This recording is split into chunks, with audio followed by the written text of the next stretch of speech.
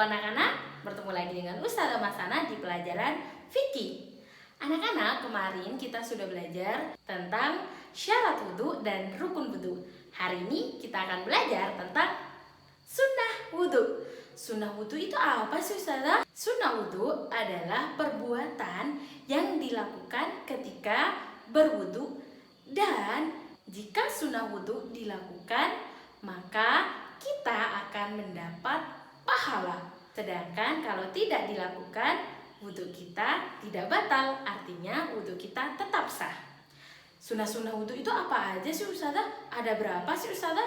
Sunnah wudhu ada banyak sekali, di antaranya ada 15. Loh, kok banyak sih Ustazah?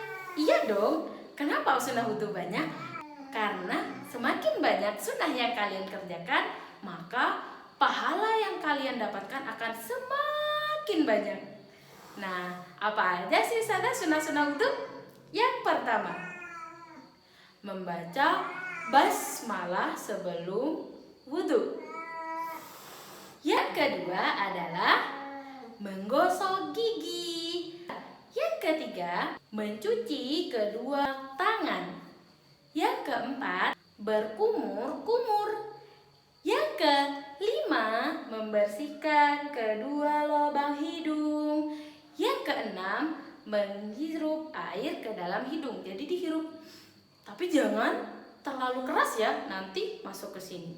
Terus hidung kalian jadi sakit.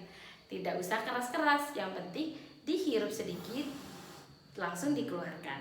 Yang ketujuh, menyapu kedua daun telinga. Jadi kedua daun telinganya bukan disapu pakai sapu ya, tapi pakai air, dibersihkan. Yang kedelapan, menyela-nyelai jenggot yang tebal. Jadi bagi laki-laki yang punya jenggot yang tebal, nanti disela-selai dengan airnya ketika wudhu. Disela-sela ya, biar airnya masuk semua, biar airnya sampai ke kulit semua. Yang berikutnya, menyela-nyela air ke jari-jari. Jari-jarinya disela-selai dengan air, jadi digosok-gosok ya, digosok-gosok. Jadi misalnya kalian sedang berwudhu, pas di waktunya membasuh tangan, jari-jarinya disela-selai agar airnya bisa sampai pada kulit. Sama dengan di kaki juga, jari-jarinya disela-selai ya, dibeginikan. Yang berikutnya, mengulang setiap gerakan sebanyak 3 kali. Jadi misalnya membasuh wajah, dibasuhnya sebanyak 3 kali. Membasuh tangan, dibasuhnya sebanyak 3 kali. Yang berikutnya, tidak berbicara ketika berwudhu. Yang berikutnya, mendahulukan anggota yang kanan, kemudian diikuti dengan yang kiri. Yang berikutnya, berdoa setelah wudhu.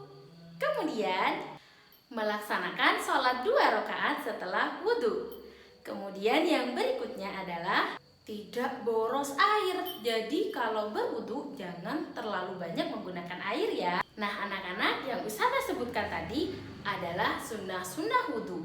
Dan setelah ini Ustazah juga akan menjelaskan tentang apa saja sih yang dapat membatalkan wudhu kita. Perhatikan baik-baik ya. Yang dapat membatalkan wudhu kita ada 5. Yang pertama, buang angin. Jadi kalau kalian sedang mempunyai wudhu lalu buang angin, maka wudhunya menjadi batal. Yang kedua, buang air kecil atau besar. Jadi kalau kalian ingin wudhu lalu kalian buang air kecil atau buang air besar, setelah buang air kecil atau buang air besar harus berwudhu lagi ya kalau ingin sholat. Karena jika kalian buang air kecil atau buang air besar, maka wudhu kalian menjadi batal. Yang ketiga adalah hilang akal sebab tidur, pingsan, mabuk, dan lain-lain. Kemudian yang keempat adalah menyentuh daerah kemaluan tanpa memakai alas.